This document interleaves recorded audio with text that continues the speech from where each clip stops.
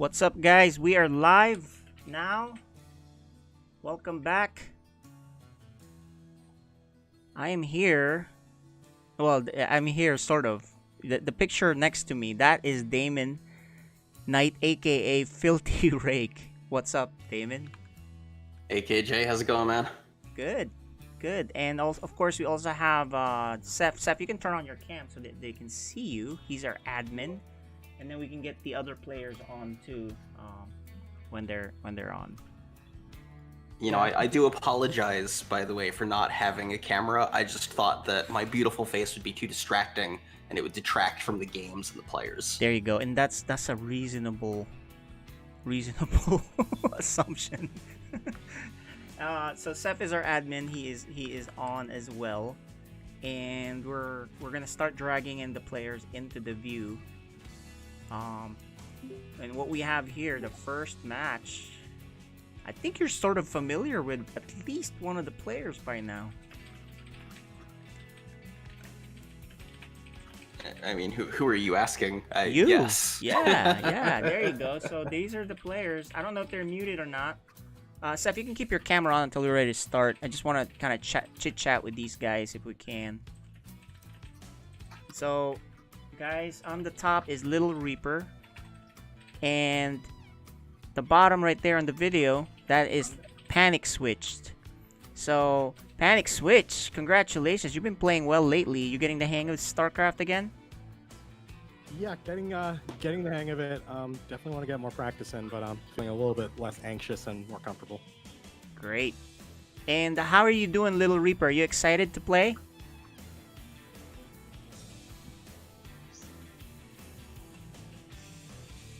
Oh, is his voice cam not working? Or voice not working? Let's see if we can get one of his brothers to help out. If you're watching the stream, help him out a little bit so we can talk. But in the meantime, Panic Switched. What have you been doing in the past week since your last match? Because you had a pretty good match last time. I put in a couple of games trying to get the hang of that mech build a little bit more. How does it work? Oh, there you go. He's peering out of nowhere. Yep. Go ahead. Keep going. Yep, I don't think I'm gonna win because I haven't been practicing for apart from today. There you go, guys. You hear him. He says he doesn't think he's gonna win because he hasn't been practicing apart from today. But you guys, you just have fun. No big deal, right? We're here for some really fun games. Little Reaper, you're a Protoss player. Panic Switched is a Terran player. He kind of told you he might do mech. It's kind of funny. We may or may not. Maybe that's a trick. We'll see. Yes? He's raising his hand like in kindergarten or first, second, third grade. You have to raise your hands to talk. You can. What do you have? You have a question? Are we gonna start soon? Yes, we're gonna start soon. We're just doing preliminary. So let's, I'll let you guys focus on the game, on the match. We'll just talk about the map and then we'll start this right away. Okay? So pay attention to the chat, guys, and we're gonna mute and deafen you now. So guys, you can see Damon, they're pretty anxious to get started here. Yeah, they definitely want to get this show on the road. Yeah, at least Little Reaper is. He's 7 years old, but he's really raring to go. At that age, you kind of have to get going, otherwise they lose interest or focus, or may have to use the restroom. Who knows, right? That's at that age they can barely get him to sit still. All right. So let's go ahead. The map selection's all done, I guess. We're ready to go. We're gonna show the map selection real quick on the screen. You guys can see it right there. And we're starting the game now, actually. So we're loading right up to the game.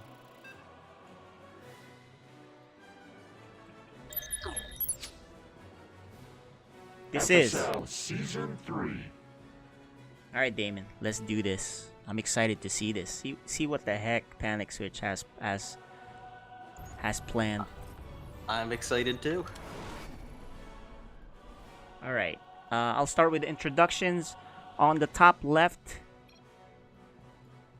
Panic Switch. And his opponent in the bottom right in the red, this is Little Reaper. All right, going to be interesting to see what we've got here. Is a interesting pylon placement there from Little Reaper, going straight to the low ground. Yeah, maybe aggressive. Yeah, maybe aggressive. It's also a fairly risky play. I know we've talked about this before, but especially against Terran, that does put your early production buildings kind of at risk. Yeah, you can do that where in maps where there's a ramp, but there's no ramp, so very risky. We do have the early scout coming out here from Panic Switch. It's gonna check around, see what's going on. Nothing too out of the ordinary here. Fairly quick double gas out of Little Reaper. He's got plans, man. Maybe. We don't know what's going on in the head, right? And this has got to be also fairly intimidating of a situation for Panic Switch. Not only is he up against a kid, so he wants to do well, but he's also part of the Psystorm management team. So if he does poorly, he could be out of a job.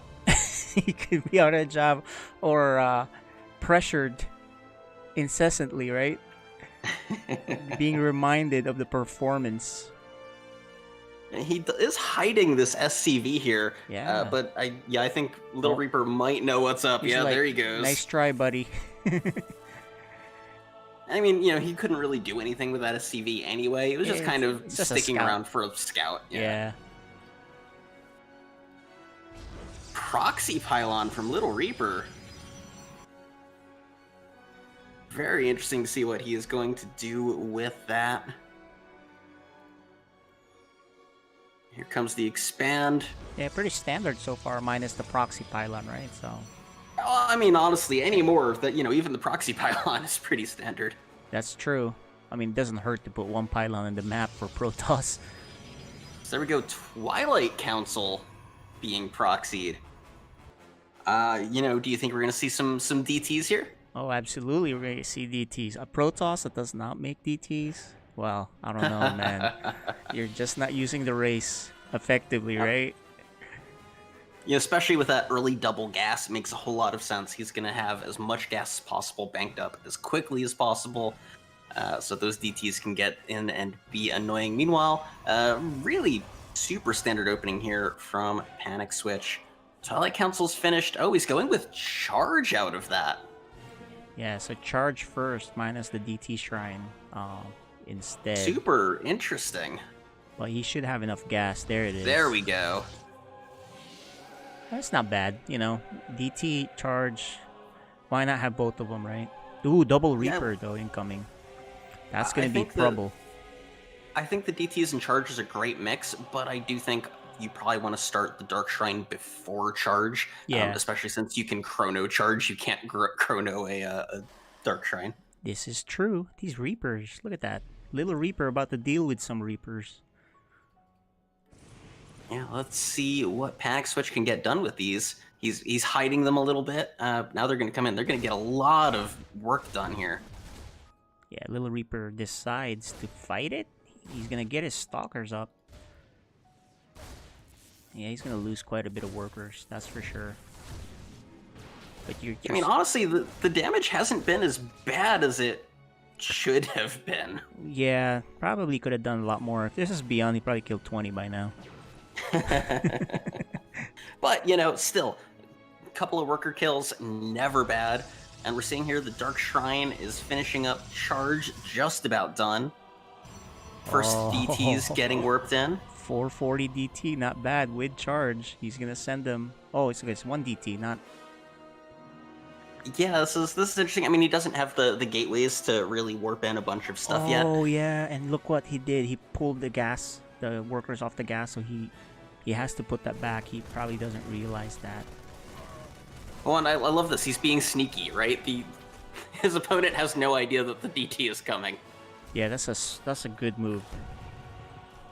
Now, And right about now, he's not happy. yeah. His DT is going down. Yeah, I'm a little bit surprised by that choice. I wonder if that's a misclick. Oh, he wants to kill units. Unfortunately, that's actually a bad choice here. That DT is gonna get killed. Yeah, well, there's more coming. Stalkers, warp into charge slot. I don't think he's realized he didn't put the gas back on. But he's Yeah, doing a from lot here, of damage. This is just aggression from here. And what's funny is, unfortunately for Panic Switch, he actually still has Reapers on the other side of the map he hasn't brought home. Oh, you forgot about him. So much pressure. This is where F2 is good, man. People make fun of F2, but it's really useful. Yeah, I mean, this is huge worker damage here. Indeed. Ooh. Oh, these Widow Mines, though. That's cool. Did he just shoot himself? Yeah, it's friendly fire from the Widow Mine. Yeah, Little Reaper is very busy, so he hasn't actually returned to mining gas. The good news is he does have charge, so there you go. I mean, I think Panic Switch was stabilized. Oh, good move out away from. Oh, I was. No, he's handling this reasonably well. There we go. That was a mistake. Yeah, what's funny is there's still a DT down there, also not doing anything. Yeah, there's just a lot going on.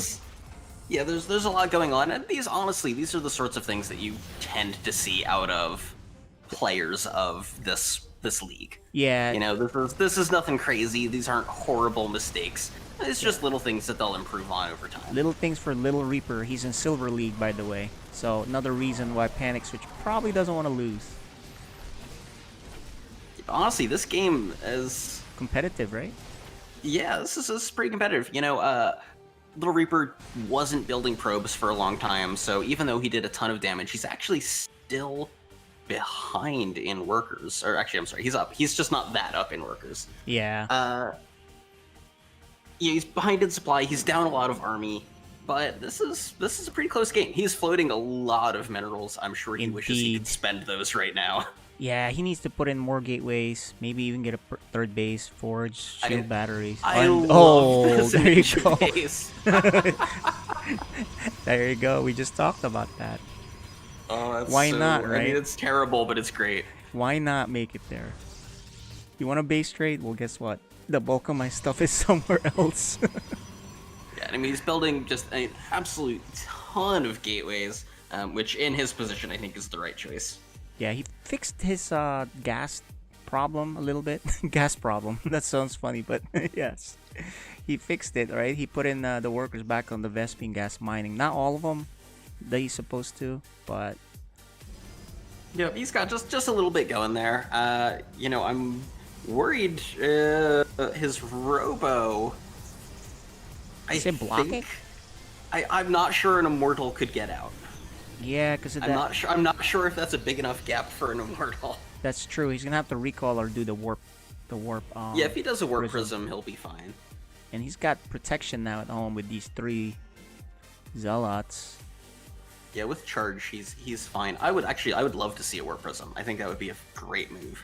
Indeed, he's got a lot of gateways, but he has 2,000 minerals for even after, right? What's funny though is, right, Panic Switch hasn't built any tanks, and against this like DT or charge slot heavy army, a couple of tanks would be great. He's got the Widow Mines, he's got some Hellions, but they're not Hellbats. He's, if that army just kind of moves out, he could be in trouble. We'll see. Where is this guy going? Is he gonna run? I think this base is gonna be seen. He's gonna be like, what?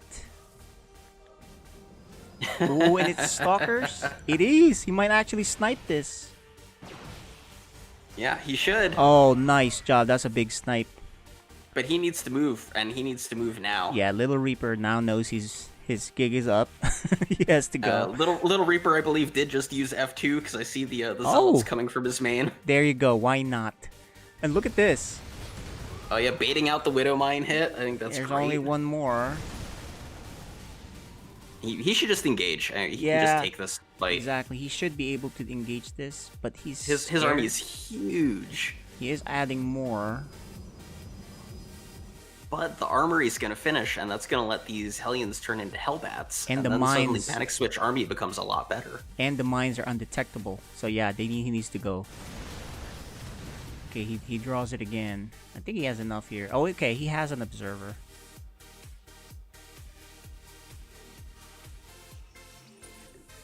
Time to go. Yeah, this the Where's he little bit of going? indecisiveness is I think really hurting him. He's Yeah. actually not. I wonder what he's doing. He wants to clear the mines. I see. I think he has enough, man, because there's a point here. He may just be forced to engage at this point. Yeah, he lost his observer, so he can't see that Widow Mine anymore. He really just needs to go.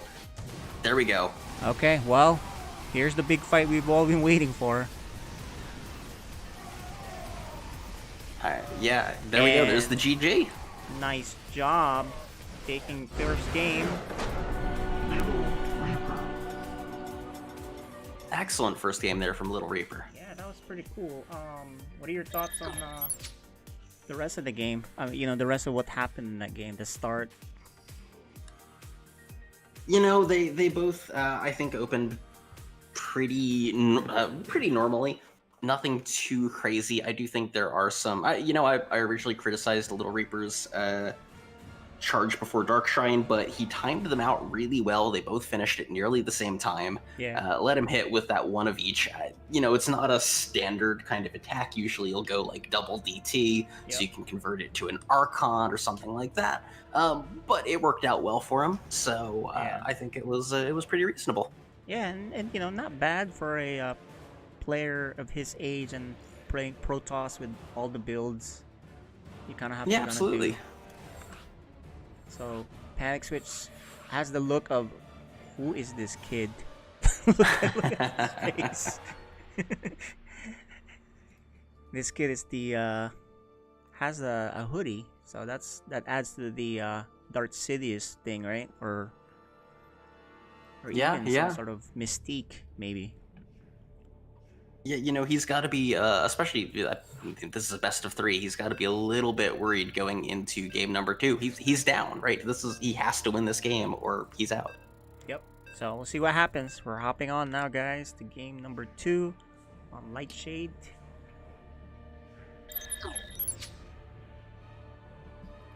This is FSL Season 3.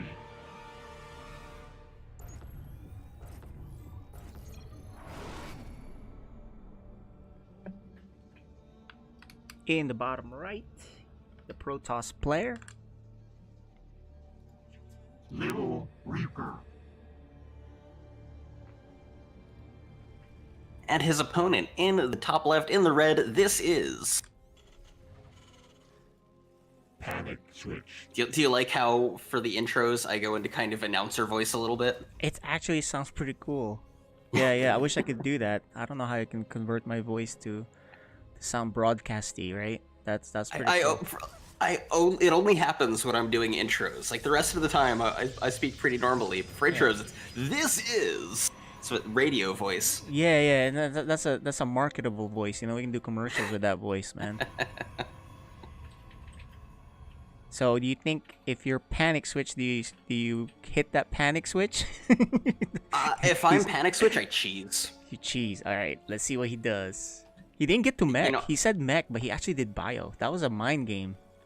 I think it's a shame that he's not like doing like a proxy 2 or 3 racks. Yeah, and because of that, look, Little Reaper's scouting. I don't think he scouted in the last game. So No, he didn't. Maybe he's expecting cheese, right? He's like, all right, you might be a little desperate here, so you may. I mean, I would be a little desperate. Yeah, and so far no proxies. Oh, we didn't see the left gas side, but you can assume there's gas because here's the reactor. The unfortunate thing Or is just Tech Lab. Little Reaper isn't doing anything, right? Like he's only microing that probe. Yeah, and that's the thing, right? There's a lot of players. It's hard for them to type back and forth. You know what I mean? Multitask. That's a skill in itself. I mean, you do that when you're driving. Because I know you're eating and like talking on the phone and doing all the things you're not supposed to be doing. I don't know what you're talking about, KJ. All right, I am you're a the responsible world's driver. safest driver. There you go. Yeah, because I think Geico is listening, so you don't want any points off. Especially the kind of cars you drive. You know. Yeah, it's a bit unfortunate, right? Obviously, he did wind up floating a lot of minerals there for a while. He has spent them now. He is proxying again. Hopefully, Panic Switch is gonna scout for this. It's the same spot too, so. An early eBay. I think Panic Switch is worried about those DTs again. He's like, he did this in the first match of the season. He got no. Yeah, he got DT'd. And it's double Stargate. Ooh, completely different. Which the turrets help, but Void Race, man. Yeah, I mean the turret's great if he's going oracles, but he's not going to go oracles. He's silver. He's going Void Rays. That's right. Void Rays is the best way to do for air initially because it's infuriating to deal with, right? You've gotten Void Raid before too as Protoss, so you know how that works. The Twilight Council is an interesting follow-up, though. Yeah, I mean, I guess might as well if you're gonna have Void Rays, spending all that gas, maybe charge lots, right? Because you're gonna make something with minerals, right? So. Yeah, I mean, obviously, right. Ideally, you'd want the gas that you're spending on that Twilight Council and on charge to go into more Void Rays, right? You can see right now he doesn't have enough gas. One of his Stargates is just sitting idle. Correct. The timing is a little off, but But I think this is going to be devastating. Panic Switch just doesn't have enough stuff. Like he's going bio again. Yeah, Little Reaper took the lead in the workers, which is kind of normal. Despite not macroing, like you said, right? Not making workers behind. Yeah, this is going to be tough. I mean, those Marines are good against Void Rays if he gets enough of them, but there's no Marines being built right now. And they're not even good against charge lots, so think about that. I mean, he's getting +1 attack, so I mean, I'm okay with that. But like, yeah, this is. But you know what? He's not getting charge research, so it's moot. It's like I mean that was a waste. That was just a waste of gas, unfortunately. Yeah, but at this level, if you miss the timings or you're a little inefficient, not that big of a deal. Yeah, this is interesting though. He didn't get charged, but now he's just spamming gateways. Yeah, he might have forgotten. I wonder if he I think he just forgot. That's what it is, man. He forgot. He's gonna warp in these zealots. Like, why are they slow? Which is gonna be a huge bummer. Yeah, I've done that many times. Even as Zerg, you forget Zergling speed. You're like, oh, what am I doing? Both players supply blocked here. And that's another common problem. When you first start playing this game, and these guys are relatively at the more the lower level, right, or newer level, supply block happens pretty often. But even on the level where we've been playing for a decade now, man, I mean, I still suffer from that. We all do. Yeah, it's insane. And you watch the pros; they do just get supply block. It's just the nature of the game. How many less mistakes can you make? And Little Reaper has noticed. Oh, there you go. That's he forgot charge. All right, well, at least it'll get there someday. Yeah, I mean, obviously this is going to hurt his attack, right? If he had gotten that earlier, chronoed it out, this attack that's happening now would be really big and scary. But as it is, he's supply blocked again. Yeah. Charge isn't done. And this is why, right? If you're watching and you're a newer player, right? This is why that macro really matters. He could be hitting now with a huge, really powerful army with just a few small adjustments to his play that he'll pick up as he goes. There's the attack, though. And he realizes nothing is good with what he has. And what's funny is this actually is great for Little Reaper. Because he killed quite a few. Because it was a bad attack. His charge is... How long is that? 20 seconds, maybe? Yeah, it's coming along. It'll be done pretty soon, and there's not a big army here. Ooh, but he's getting hit by that turret. Oh, he doesn't micro it. But he has these slow. He's just gonna lose these Void Rays. Or not. Oh, they're so low. There's another. Oh, there's there we two go. more. That one turret took out 2 Void Rays. Indeed, and he has. Oh, and look at this, Stalker plus Void But Ray. this is over. Oh, I This think is it's over. all Charge is over. done now too, and There's the GG. yeah, that was very nice. Nice timing. Little Reaper. Very cool. Let's do the interviews. Nice job. Few mistakes here or there, but the timing was good enough. We have here Panic Switch and Little Reaper. Let's start with Panic Switch. How do you feel now from the last game to now? You know, you feeling a little bit more comfortable? It seems like, you know, you are, but what do you think? Yeah, I was a little more comfortable during the play, but I definitely felt a little off on some things I was doing today. But that said, I was surprised at how good Little Reaper was. The timings hit, right? Yeah, no, the timings hit. I thought I got a couple of good hits off on him, but he immediately had some kind of counterpunch or some kind of fake out that just completely got me. Oh, you're talking about the Reaper. The 2 Reapers did a lot of damage. You're right. In game Yeah, 1. like I was trying a couple of new things, but he had a lot of solid counters. Like I was like, especially with the proxy in the first game, I just totally did not expect that. Yeah, so one thing is you feel a little bit more comfortable. Something is off. Probably you think your supply blocks or upgrades, timings, or can't put your finger on it. Today I think my macro was off. I just my resources were just not coming in as quick as I'm used to. I think I was missing some SCV build timings and things like that. But you know, you guys can both watch the VOD. You'll see the mistakes on your side, his side, and see, okay, that's cool. So that's the cool thing about the VODs, you know, and everyone can watch you and then adjust to you. So you need a new strategy next week. That's how it works. But yeah, nice watching you play again. You're feeling a little bit more comfortable, definitely improving, but just ran into a very powerful attack by Little Reaper there, right? Any words to your opponent or about your games in general? I'm really impressed with the level of play. That was definitely good gaming skills there. Nice job. Okay, Damon, do you have any questions? Filthy Rake, my co-caster. Just the important one, which is, you know, obviously, are you planning to resign in disgrace from your management position after that tragic defeat? Defeat is part of the learning experience. There you go. He is a manager. Listen to him talk. That is such a good answer.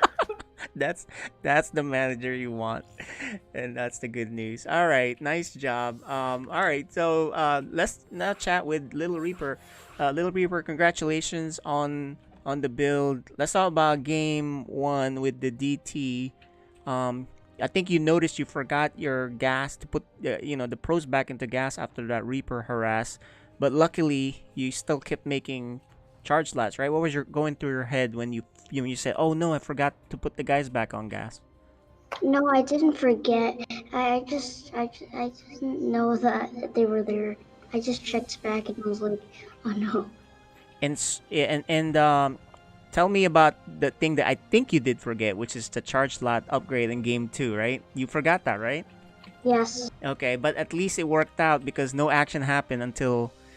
Well, actually, no, there was some action, right, Damon? When he first attacked, he was like 5 seconds away from finishing, right? The panic switch attack was a little bit before charge finished, but it finished up pretty well in time.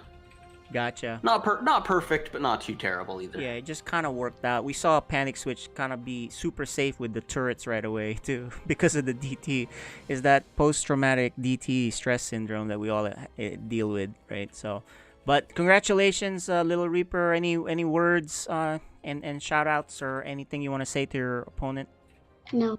No. There you go. All business. All right. Good seeing you guys. We'll see you guys on the next match. It's a season here in FSL, right? Everyone gets to see who play who, make adjustments, make preparations. It's a little different too than GSL where you have groups and you get eliminated. This one, you play a season and then we figure out based on the win-loss record who goes to the playoffs. So that's that's a little bit different, a lot more chances, and a lot more, reviewing and practicing. So nice job. So Damon, who do we got next? Next, I believe we have Jacob and Cyan. Oh, and that's the Archaic and Cyan. The Archaic, you remember him, don't you? Yeah, from last week's games. He did excellent. I'm gonna give him a hard time for having his tournament name be different from the name he's using on the account to play with, because it's gonna confuse me throughout. But yeah, no, he did really well. I'm excited to see how he does here tonight. Yeah, and the vetoes are done. The map selections are right there. You can see. Who do you got in this game before we start the game? Who's your pick? You know, I'm gonna go with the Archaic just because I've seen him play more recently. They can hear you, but that's there you go. And we can see them on screen. Let's go say hi to them before we start the game, really quick. So Cyan, good seeing you. He's at the top, guys. That's Cyan. He's also involved in our Heroes team, right? Very big supporter of the team, part of the team now, and also helping with our Heroes guys. That's Cyan, the Protoss player on the top. How you doing, man? Doing good, doing good. It's good to see Filthy back. Haven't seen him in a long time. That's right. You get to see Filthy cast your games. How you feel tonight? Feel pretty good. I didn't watch any of the VODs with the Archaic, so I'm kind of winging it tonight. Yeah, we'll see. But the good news is there's not much to learn in this last match. He played a Terran, so you're good to go. This is a Protoss versus Protoss. Let's talk to you, the Archaic. How are you? How you been practicing? How you think about tonight? What are you thinking? I feel like I have I have a strategy that I want to do, but I'm not sure if it'll actually work. All right, we'll find out, I guess. Hey, Filthy Rake, what do you think, man? Any questions for these two guys before we start? Without revealing their strategy, of course. I mean, this is obviously a Protoss versus Protoss, so I guess my question is, how much of a cheese fest do you both think this is going to be? They don't want to give it. They don't want to give. It's probably going to be a huge cheese fest. There you go. And I think the term is clown fiesta. That's what we're looking for. It is. All right, guys. We got these two clowns about to duke it out. We're ready to hop on it to our game. Protoss versus Protoss just for y'all. Let's get the game going. They're muted. They're deafened. They should be all set. Filthy Rake's gonna cast this with me again. This is FSL Season 3.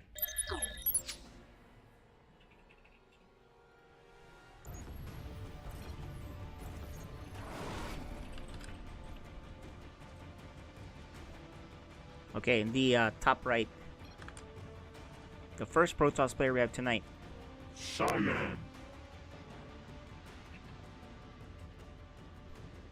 And his opponent in the bottom left, in the purple, this is... The Archaic. Hey, this is your expertise area, Damon. You know, you would think because I play Protoss that it is, but PvP is very possibly my absolute worst matchup.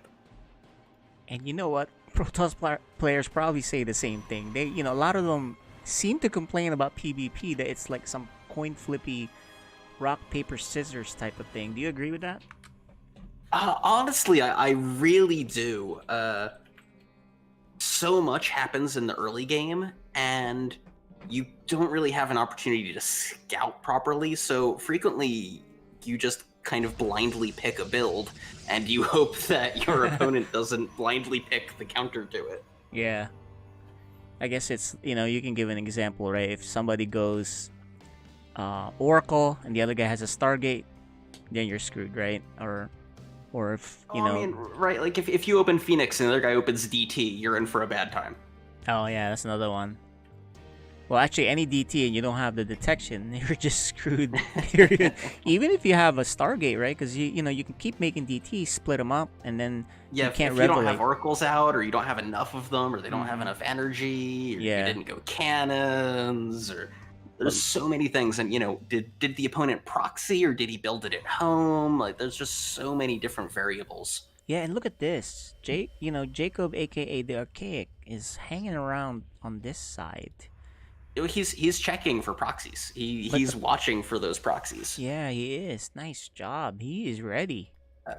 But what's funny is like he gas stole, so he should actually know that like there aren't any that's a good point. proxies that are gonna come at him. That is a good point. You steal the gas. What can he proxy? More gateways? I mean, you do have to watch out for that because I mean, yeah, you could do a proxy gateway and do like a crazy 4-gate attack or 7-gate or something like that with zealots or what have you. True. But yeah, right. He should know that he's pretty safe from any actual crazy timing proxies. Yep, and both of them expanded, so somewhat standard, guys. Yeah, we are seeing a Twilight Council come out of the Archaic. We haven't seen any tech from Cyan yet. Matter of fact, he's banked quite a lot of minerals. Oh, so that means that gas steal worked out, though. I mean, it kind of threw off your opponent, right? It did. He could use this opportunity to take a fast third, which if I were in his position might be what I do. But yeah, it's very risky. You do that? That's crazy, man. PvP. I feel like if you take a fast third, I die in Protoss versus Protoss. I agree, but if you've been gas stolen and you're already floating this many minerals, why not? Maybe you get away with it and you get really ahead. Gotcha. Me personally, I make more gateways. I'm like, all right, you want to get like that? You want to go this way? We can do it.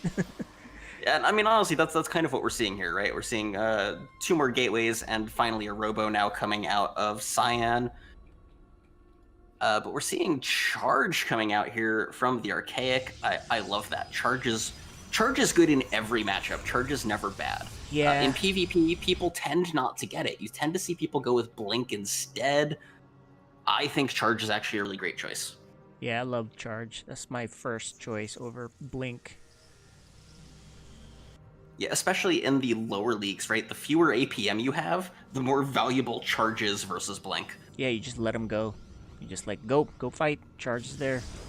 Yeah, Blink, if you have the APM and you can micro, holy crap, Blink is so good. Exactly. But yeah, if you're a little bit slower, you're gonna get way more bang for buck out of Charge. I do love the Probe is attacking a random building for the Archaic, and Probe was attacking a gateway. Huh. Which I just loved. One of Cyan's probes was attacking it. I think he was just scouting and getting some cheap shots in, but I love it. Yeah, it's like an annoyance. I put down a spray just to be annoying. Very. And you can see Cyan. Wow, he's turtling. Yeah, he is, isn't he? And he even has the observer right away. He's expecting a cheese. Yeah, he's playing safe. I mean, it's PvP, right? Yeah. Pretty rough supply block here out of Jacob. And Cyan getting a double forge. So yeah, he's going to turtle. He's going to push those upgrades. He's going to tech. Immortals coming out for both players. I think right now, I think Cyan is in a really good position. The supply isn't really in his favor, but he's not behind either. And I think the tech is really gonna, as the game goes on, if he stays alive. Exactly, that's a good point, right? He has 2 upgrades. If you let that go on and he finishes the 2 upgrades, huge advantage. But I think there's a window here. If the Archaic just attacks right now with his charge slots, he wrecks this Stalker Force, even with the shield batteries. Yeah, but shield batteries, but if he uses shield overcharge and if Blink finishes... Oh yeah, that Blink, right? Let's see how good is microwave, but all moot because the Archaic is expanding. Yeah, and I was going to say Cyan is going to expand too. Yep, there it goes. What? These guys, it's like they had a truce. So it's a macro. I think I scared them with that question, and they're both going macro. Yeah.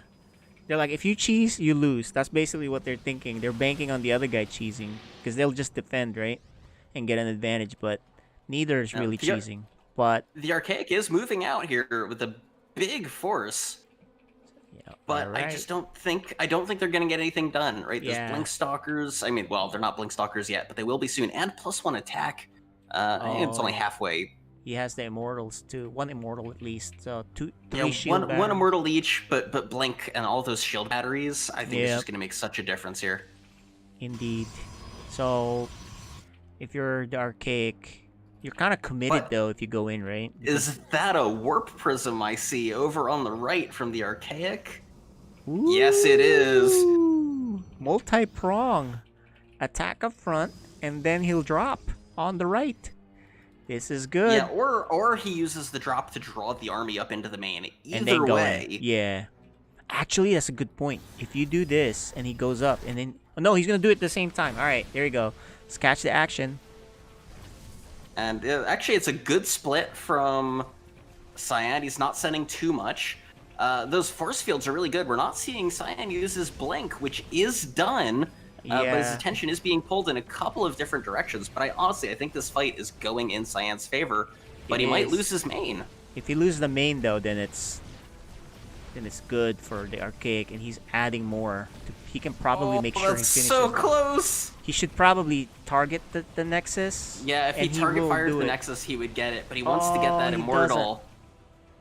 No. And yeah, that's such a Oh, good there's one more hold for setup at the Cyan. top. You forgot. Oh. We forgot that there was one up there. Yeah, but honestly, if I was Cyan, I would just counterattack. I don't even know if I would rebuild the main. Yeah, he lost a lot, right, trying to do all this. And look at the supply. Yeah, Cyan kept almost all of his army. He's way up in Immortals. He's way up in upgrades. Like I would A move across the map and just try to win the game. But does he notice? Remember, they're not observers like us. They're like, oh, what's on the other side, right? Would they go? I mean, he should know that he won that fight. But he's probably so focused on rebuilding his economy. And this is, honestly, I fall into this exact same trap. This is really common for players. You go, oh, wow, I lost my main. I have to rebuild the base and not, While he's hey, attacking. I won that fight decisively. I can just go attack. Yep, well, he is going to attack, so maybe it's fine because then he rebuilds it. He got more gateways, and then he can trade better here. And possibly cancel this, or kill this base. So there you go. It's okay. Yeah, here we go. Although, The attack is hitting. the The Immortals you know what? aren't here yet. Yeah, there's no shield batteries here either. Let's see how good this force field thing is. Oh, look at that. Yeah, but those force fields actually are not helping. Yeah, they don't. They really didn't do anything. Yeah, the force fields actually kind of protected the Immortals because the Zealots couldn't wrap around. Yeah, and he's got to get repaired on the shield battery side. I think Mr. Archaic here probably should return. Oh, nice blink forward. Oh, but there's disruptors. Okay, there you go. But this third base is dead, and the third base is more valuable than the main. Indeed. Right, the third base has minerals.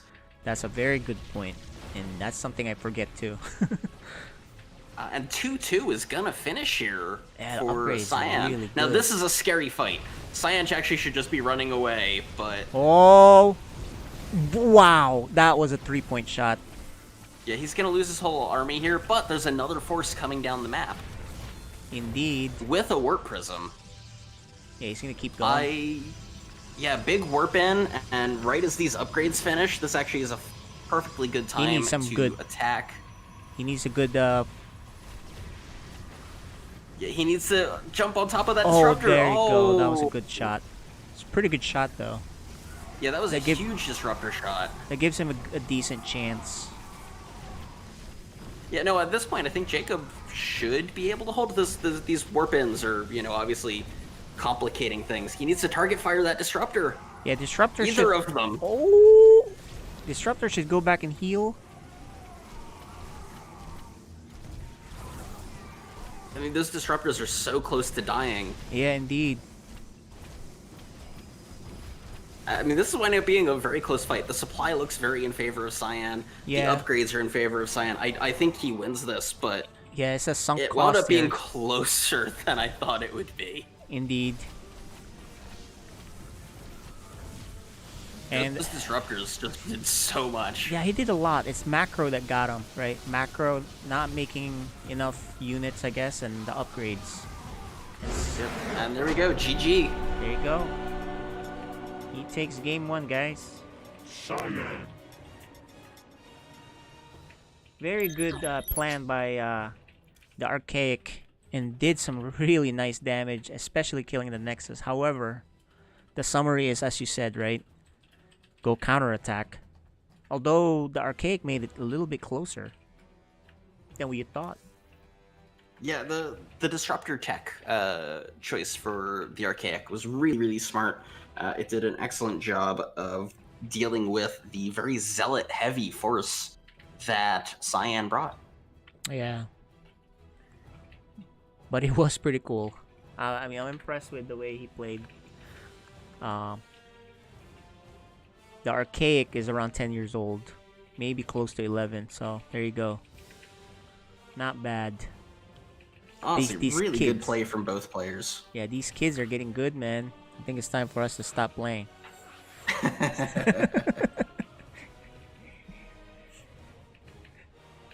And did Cyan just stop playing? He won. No. There you go. He's back.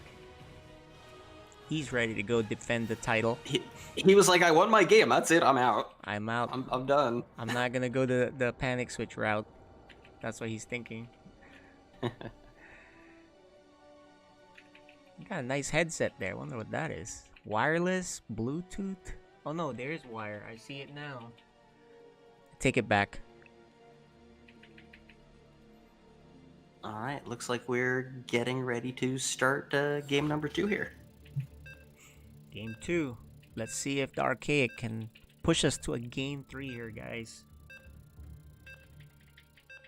Those coming in, you are watching FSL Season 3.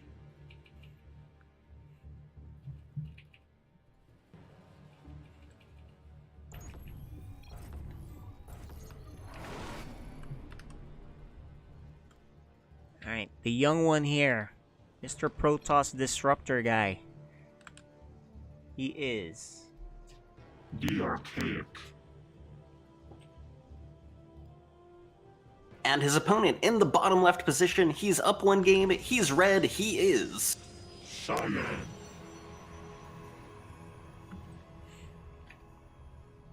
I like changing the words that I say in the intros each time just to make it a little bit harder for our production team. And when you say team, you're really putting it loosely there. Okay, our production person. There you go. You know Our what? On wonderful this production map, volunteer who isn't even being paid to put up with my harassment. that's right. Here's the thing: on this map, this is where you can actually put your structures up front and build your wall down there. And even myself, I didn't start doing that until one of the pro gamers said, "Why are you doing that? You should need to put it down here." I'm like, "Oh yeah, duh," right? Honestly, I'm always too paranoid about it. As Protoss, unless I'm cheesing, I'm never building my gateway on the low ground. So you're Except against Zerg. Except against Zerg. Yeah. So the reason it's good, when I've been thinking a lot about this. Let me know if you agree. Against Protoss, if they can rush you, you see it coming better, right? Then they can't really kill 2 spots, right? Number 1. Number 2, against Protoss, you should be able to hold the high ground there. Against Terran, that's when it gets a little tricky, but by that time, you're kind of set. So, but I get what you're saying, that, you know, it's a little bit further out from the Nexus. Maybe the overcharge will help you or something, right? Yeah, it's against Terran. You're worried about. You're not so much worried about like the early game cheese, but like a 2-1-1 push with tanks, I feel like just will destroy your Yeah, you need to get charged. your production facilities, right? Yeah, and losing 2 gateways right off there, and like, oh, that stinks, right? But we have a proxy here, guys. Oh yeah, look at that. We have was that a robo? Yeah. Yeah. But yeah, against Protoss, actually, what I worry about is if you take your buildings on the low ground, you can't pylon block to keep adept shades out of your main. Yeah, you have to be really... It's too wide. Yeah, you have to do it the right way, where you have it spread out, and you have to plan it out. And we know how Protoss walls are, right? It's easy to mess up. So that's even harder to... this one has no room for mistakes. You can theoretically do it if you do it right, but it's like you said, it's very risky. So we do see Immortals coming out here right away from the Archaic. I love this. This is actually standard in the pro game.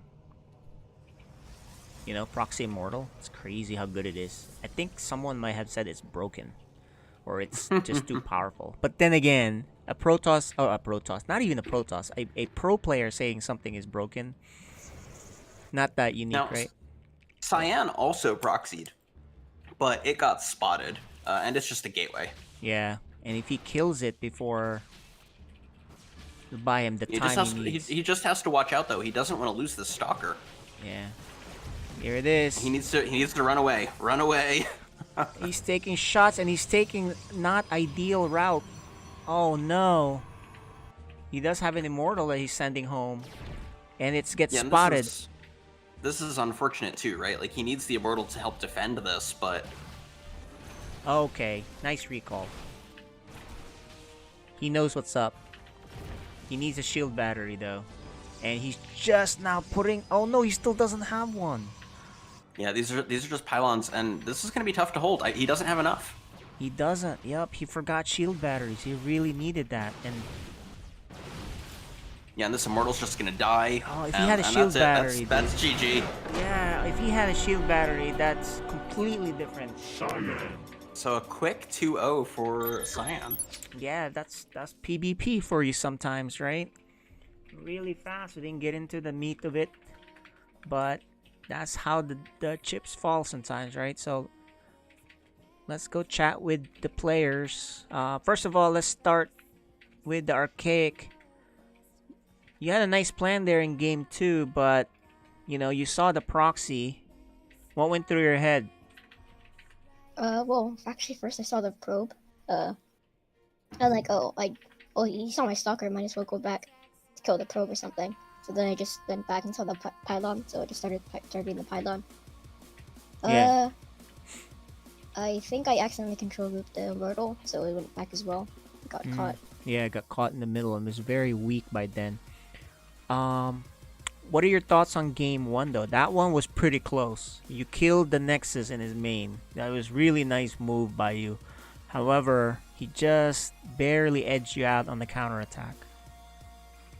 I think I should have backed up during like the front attack. Just because I'm sure he had a overcharge. Yeah. And do you also seem to have forgotten the power of shield batteries. Was that something you just forgot, or you just didn't have the money, or what were you thinking on that one? I didn't put shield batteries on my third. Mm-hmm. I did put a shield battery on my natural though. Mm-hmm. I just didn't back the natural. Yeah. But, you know, it looked pretty good. Game 1 was really good. Game 2 just ended way too soon than everyone expected. But that's what happens with proxies on both sides, you know. Sometimes it ends. So, but nice job. Nice seeing you again. I think your camera just went off on the Archaic. But good seeing you on this match. You have another match coming up to prepare for. I don't even think the season has been determined yet. So, but you know, I'm pretty sure you're doing well enough. So we'll figure that out. We'll do the tallies on the statistics there. Seth can help with that. You have any questions for the Archaic, Filthy Rake? Not really. I just want to say that you know, those disruptors in game 1 were brilliant. They were really, really an excellent choice. And if things had gone just a little bit differently, I think you could have really changed how this series went down. Yeah, actually, that's a good point, man. The disruptor shots, I think you shot them 4 to 6 times, and almost every one of them hit the mark, right? It was like, it was the first couple were just there in the middle. It was like, it was a sharpshooter disruptor shot for each of them. So, but all right, well, nice. There you go, and now the winner gets a little bit of a tease from from the significant other.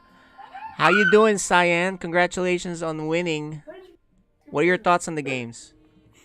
Game 1 was pretty fun. When he took out my main, I was hoping he didn't have his third up yet, but he did. I still had some money banked up, and I don't know. Did he have any upgrades going? Because I think I was already pushing 2-2 at the time. Yeah, I think he. So I think Damon, that what do you might have think? helped me in that. But those He was 0-0, so you were Okay. way ahead. Yeah, that's a yeah, big those deal. disruptor shots, God, they blew everything up. Yep. All right. Well, that's game 1. But game 2 was kind of anticlimactic. It ended pretty fast. What do you think about game 2? I was surprised it ended fast. I knew he was gonna do some kind of, I don't know if he did a proxy or not, but I knew it was gonna be some kind of cheese. And when he attacked my pylon, I moved my troops across and I saw the immortal and I said, okay, well, he's probably 2-gate robo. And I got up most of the shields off the immortal. And then I just pushed in, got the immortal first, and then I figured it'd be good after that. Gotcha. Well, congratulations on the win. You'll move on to your next match. I'm sure you'll prepare and watch the VODs. Any final words? No, thank you for everything you do. Filthy, it's good to see you again. Or hear from you at least. I don't get to see you, but good to see everybody again. Thanks for doing this. All right, Damon, you got anything else? No, I just want to say, absolute pleasure. Like you said, to hear you, see your lovely face here on the stream, Cyan. Great seeing you playing and participating, and congratulations on a pretty solid victory there. All right. Thank you, sir. Okay, guys, so we're gonna hop on to the main event, which is the Code S matchup. Let us take a look at that. It's gonna be Neutrophil and Dark Menace. Let's take a peek too on their map selections. Damon will be solo casting this one, because you only me. Yeah, the best get to solo cast the best. So we don't want to dilute. We don't want to dilute you. And there you go. They're doing their map selections now. Oh, that was pretty fast. You see that happen? That was very quick. That was very quick. They're ready. They're prepared. So Zerg versus Protoss. What are your thoughts, man? I'm a Protoss player, so I always tend to run towards my bias, which is, Protoss is going to win. However, Zerg is also OP, which I get to say as a Protoss player. So it's a really tough call. I don't know if I have a real strong prediction here. I might lean a little bit towards Neutrophil, but I'm basing that on absolutely nothing. Base it on your Protoss bias, because you did have a vanity plate on your car at one point that says Protoss OP or Toss OP. Toss OP, absolutely. There you go. So that kind of makes sense. So there you go, guys. His prediction is useless, but hey, we have something, so we can give him a hard time. So let's get these guys on the camera while we wait on that. There you go. We're gonna see the Dark Menace right there. Waiting on Neutrophil's camera on there. Hopping on. He's wearing the same type of flannel thing, or very close to it. They're ready. The top one is a Zerg player. The bottom one's a Protoss player. I think they're ready to go. Good luck, Damon. This is going to be a woozy. You get to cast this. This is going to be a lot of fun, guys. I hope you're all as excited as I am. Do you believe our first map here is going to wind up being Death Aura as we load into the game? All right, take it away. This is FSL Season 3. Hopefully our players have been appropriately muted and deafened, because I saw in the chat they were still asking for deafens a minute ago.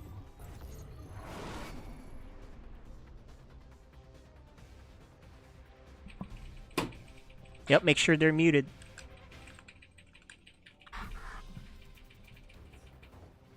Game paused. Yep. Still waiting on that deafen from production before we get started here.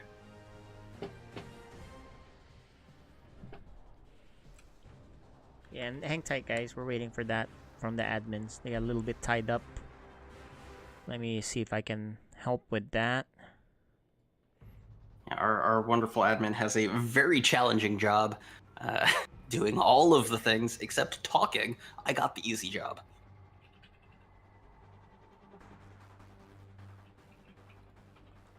Okay, I think we're good to go. There we go, just getting the ready confirmation here.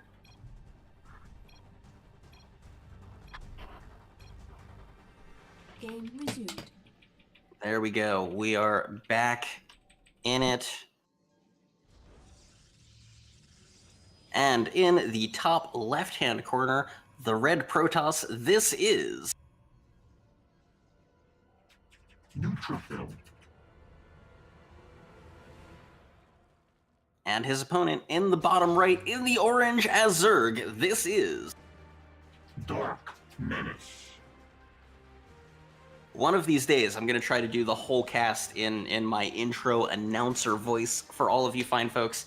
Probably not tonight, but someday, I promise, I will do it, because I think it'll be a lot of fun. We are seeing a hatch first here out of Dark Menace. Honestly, it's pretty standard play. We're seeing a low ground gateway expand, it looks like here, from Neutrophil. This is, so far, as absolutely standard as it gets. Nobody's doing anything too cheesy or wonky. Seeing the probe trying to be a little bit annoying, shave off a couple of HP here from the hatch, but a drone comes down to push him back. No real tech being shown out of either player yet, but it is still early. We are seeing the Cyber Core go down before the Nexus here for Neutrophil, and that's really just a stylistic choice more than anything else. Personally, I go Nexus first. That's just me. We're seeing the second gas being taken here from our Protoss player. Single gas here from the Zerg. I expect we'll just see Zergling speed pop out from him once he has the gas to do so. Double Queens coming out. Just so far shaping up to be a completely reasonable macro game.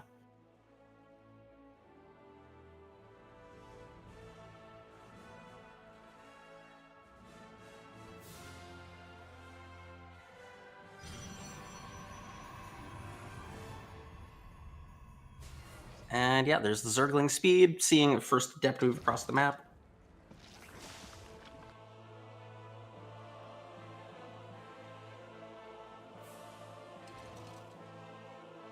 And Firstlings popping out, and just probably going to defend with those.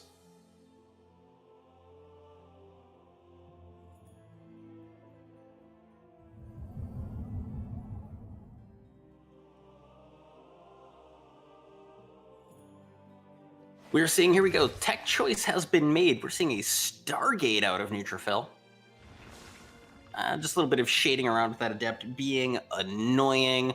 And this is actually really great from the Protoss player, right? He's not really risking anything, but it forces the Zerglings to stay home, because if he lets that shade finish and there are no lings, he can do lots of damage to the worker line.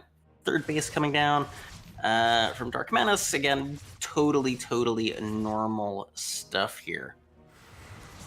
These Adepts are finding little bits of damage here and there. I think that's great. Really nice surround from the workers, and honestly, actually not that much for workers die. Nothing too crazy. Overlord is in the main for Neutrophil, so the Stargate has been seen. He sees that first Void Ray popping out, and he has started his own Roach tech and lair in response. And yeah, he sees that Twilight Council as well. Really excellent scouting for our Zerg player. Supply is definitely in Neutrophil's favor at the moment. He is very up in supply, especially in those workers. 11 workers ahead is not insignificant. Again, nothing too crazy here. It's a fairly standard PvZ opening game. Whether or not we see a third come out of Neutrophil here in the next minute or so, I think will really kind of tell us what direction this game's going to take. Oh, wow. Dark Shrine started up and Charge. Dark Shrine being proxied. I actually really like that proxy location for that Dark Shrine. I have to see what happens there. I would also like to see a gateway proxied there as well for the fast warp-ins in that position. Looks like he's going to get a queen here with this Void Ray, which is great. He does want to pull back before he gets that killed. Excellent. More queens coming out here.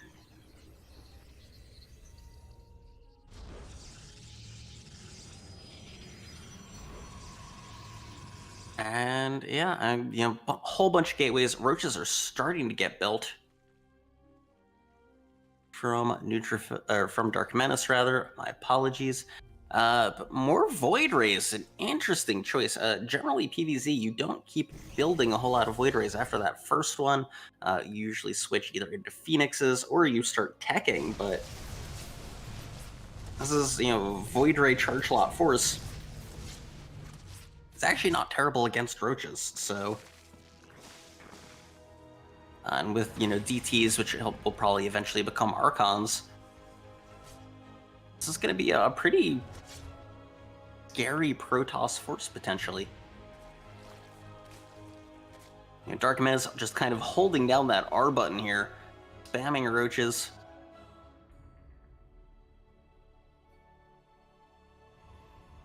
There we go, we've seen the Stargate production seems to have stopped. And yeah, here we go. The DTs, Zealots' attack is coming. Yeah, no Spore Crawlers. First ones are just now being started. And this is actually really great. Those Zealots help deal with the Queens.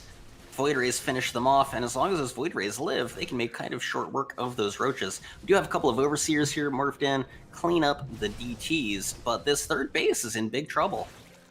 Will probably just go down, and that last Dark Templar up in the main, and 22 worker kills is absolutely massive. Dark Menace has a big supply advantage for army right now, but he has no economy. I would not be shocked if we see a big counterattack coming out of him, especially with Roach speed underway. But we'll have to see what he decides to do. Third base being taken from Neutrophil, along with a Robo Bay coming down. Probably wants to get some Immortals or Disruptors to help deal with that big and scary Roach force. Another DT tries to get in, gets it cleaned up. But Dark Menace can't just sit back here. Every moment he delays, Neutrophil gets a little bit stronger, a little bit scarier.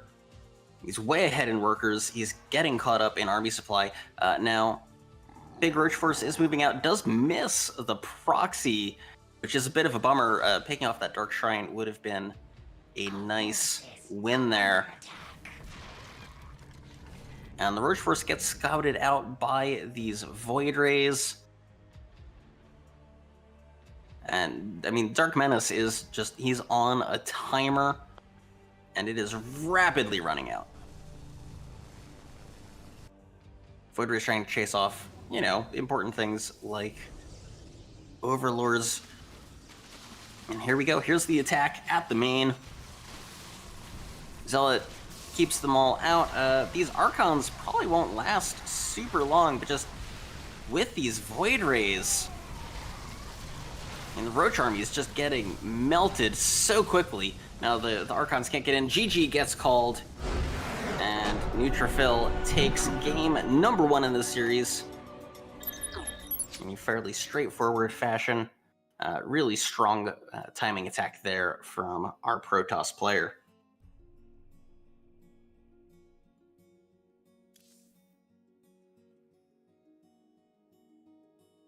Have to wait and see what happens here in game number 2 if we're going to see any big adjustments from the Zerg.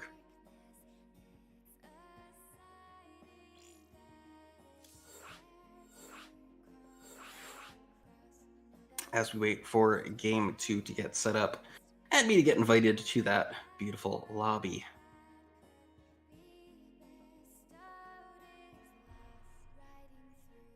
There we go.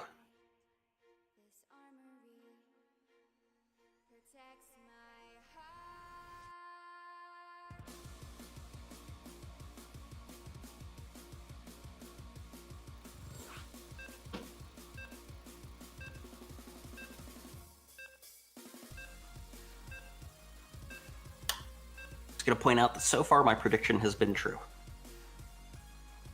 Protoss bias or not. Alright, and for our first map, or first game, whatever, second game, this is... FSL Season 3.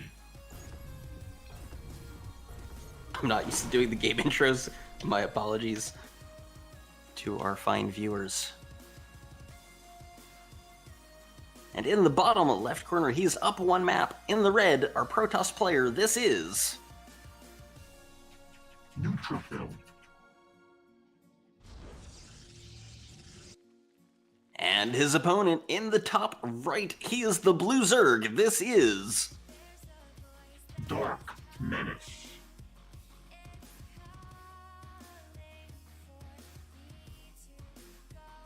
You know, so far it doesn't look like any obvious cheese. That first pylon's gone down. Pylon scout from the Protoss against Zerg. Oh, there's a forge. I take it back. This is looking like a cannon rush. I expect we'll see a gateway followed by a cybercore. Oh, and this is against a hatch first build. This is going to be tricky, not impossible, but tricky for Dark Menace to hold if he doesn't scout it and react quickly. This Overlord took a pretty good path, so that's good. I expect we'll see Neutrophil kind of hide the probe a little bit. But I do... Oh, wait. That's very far away. All right. That's an interesting initial pylon from Neutrophil. He can't really kill the natural from there, or do much normal. So I'm not really sure what he's going for. Yeah, this is a very long range cannon rush, everyone. All right. I mean, this is a one base play. This is right now. I feel pretty good for Dark Menace. If he spots this quickly, he should just throw down a Roach Warren, get some Ravagers, and he's got this held easy peasy, and could probably turn this into a win without any real difficulty. But it does depend on him seeing it and building the right things. It was a very interesting choice, though, from our Protoss player. There's a spine crawler. I've confirmed that he hasn't seen it, so that spine crawler is very interesting and could actually really help hold this. But it's a very strange choice. I mean, I guess he sees that there's no expansion, so he knows something is coming. Wow, and a proxied Robo. Okay, yeah, I think following this up with a couple of Immortals, I think is a fantastic choice, and makes this a bit harder to deal with than if he was just doing a long-distance cannon rush like it looked like he originally was going to do. Yeah, we've got a bit of a wonky game here for game number 2. I mean, obviously, Neutrophil, just going for the cheese, wants to take that quick 2-0. This Ling here, he's gonna see it. Yeah, he knows something's up now. I'm still droning though from Dark Menace. Interesting choice. He needs to build units. Like forget about droning. Build units. I love the Queen picking off this shield battery. And the range on the spine crawler is excellent. So this is going to work out pretty well for our Zerg buddy. He's going to get that first shield battery, no problem. He should be. There we go. I was going to say he needs to target fire it though, and not just target fire the Zealot. But this Immortal is just going to do huge damage to these Queens, and especially 2 Immortals. I mean, the Roach Warren started, but it's not done yet. There's a lot of Lings coming out though, and Immortals, if they get surrounded by Lings, are not so good. We need to see some Zealots coming out here if Neutrophil wants to take this successfully. And also, just the more time Neutrophil loses and that Dark Menace buys, the better off Dark Menace is going to be. Shield batteries are great, but Ling surrounds are pretty good. Stalkers here from Neutrophil, interesting choice. I personally would prefer Zealots. Ling's not getting the greatest surrounds, but one of them is captured out, but this shield battery is going to finish. And our Zerg friend is in big trouble here. The first Roach is starting to get built, gonna pop out soon, but this is a lot of shield batteries, a lot of retreat paths. Neutrophil's very heavily supply blocked, which is great for Dark Menace. Neutrophil really, a third Immortal would make this a whole lot better for him. But he just has to sit back and wait for these pylons to finish. Zerg, he's trying to get that wraparound again, but just not finding it. And these roaches have popped and are being morphed into Ravagers. Just what he needs to pick off shield batteries. Killing the shield batteries is the key for our Zerg player. And those Biles, unfortunately, going for the Immortals, just not getting it done. Third Immortals popped. This Protoss army is just getting scarier and scarier. The supply looks very in favor of Dark Menace, but, shield batteries and Immortals are a really strong combination. Honestly, I love the Sentry too. A well-placed force field here is just going to make for a bad day for the Zerg. This Corrosive Bile's just not really getting it done.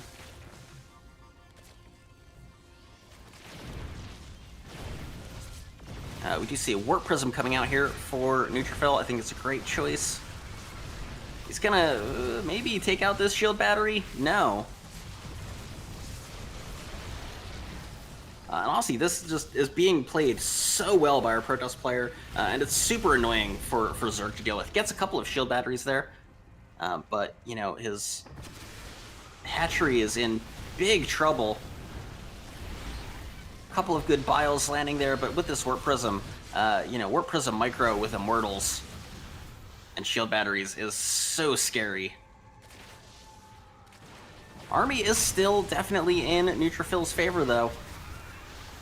Not Neutrophil, Dark Menace. I can say words.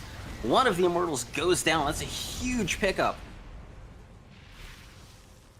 And he gets one of the forward shield batteries. Those shield batteries, there's only one really that's able to participate right now, and it doesn't have a whole lot of energy. Zerg's just trying to get on top of these units. Another Immortal has popped. A couple of good Corrosive Biles have landed there, but the Ravagers are starting to fall. The Queens are starting to fall. And our Protoss player is starting to catch up in the supply. The Stalkers are dying. The shield batteries are out of energy, so... Oh, those pickups. So important for the Protoss player. And the important thing to remember is Neutrophil's on one base.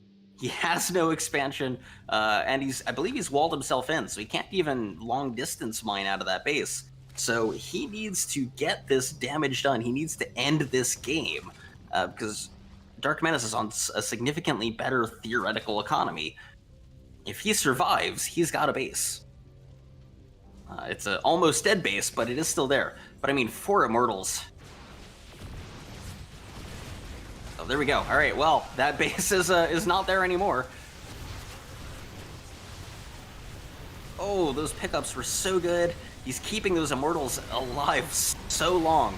He's really out of shield energy, but that doesn't help the Zerg if the Zerg can't hit anything. I do think this Immortal may fall. Oh, that long distance pickup was absolutely clutch. Game gets called, and Neutrophil takes the series with a quick 2-0. That's just been the start of the night. And that's it for this series. I think KJ, are you with me? Are you rejoining me here now, my friend? Yes, I am. All right. So that was did we have any game go to 3 games? No, I don't think so, right? No, they were all 2-0s. They were all 2-0. So, well, here you go. Let's go talk to the players. Let's start first with Dark Menace. You obviously didn't see that proxy. It was kind of a little bit further. But I think you really wanted to attack earlier with the spine, right? But then you ended up losing the spine and a few queens. You didn't really get anything out of it. What do you think? What was your plan on that first engagement on game 2? Well, I tried to do some damage, but I accidentally missed my crowd and then I lost them all. Gotcha, and it's a very unusual build too, that kind of a proxy. Although we used to see that a lot more in the Turkey Dano days. What about game 1? What are your thoughts on game 1? Well, he did this to me in PSL, and I was scouting his match history, and he did this.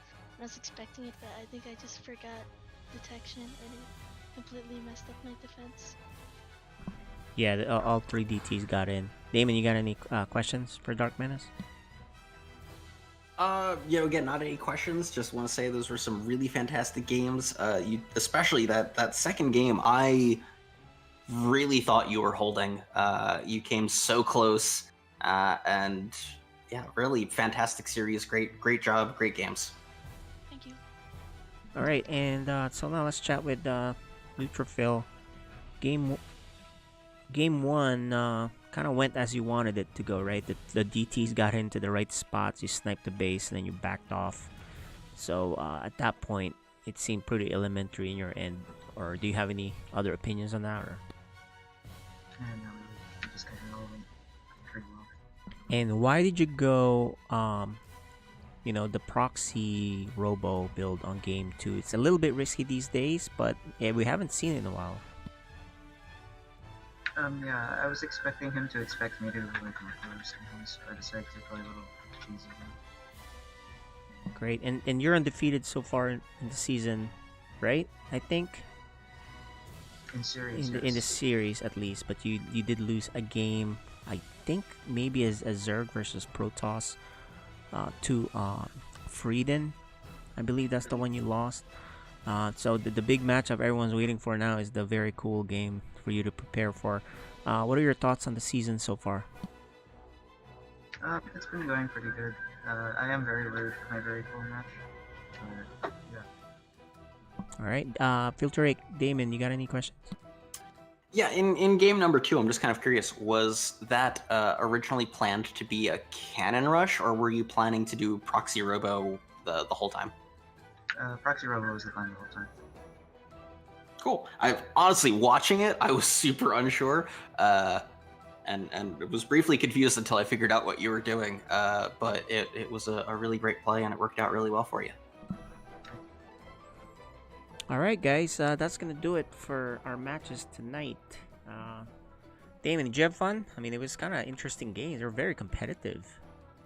I always have fun when I get to commentate on StarCraft matches, and especially ones that aren't at the pro level. You get to see players do way more interesting, way more creative, and way more unexpected things, and it really gives them an opportunity to show their unique play styles. So Great. I've had a great time. There you go. Yeah, and it was great having you. I think you mentioned, and I'm gonna put you on the spot, that you might want to do these on Wednesdays. So we'll put you on the spot, guys. Maybe we'll get more Filthy Ray commentating on Wednesdays, because we do this Wednesdays and Fridays.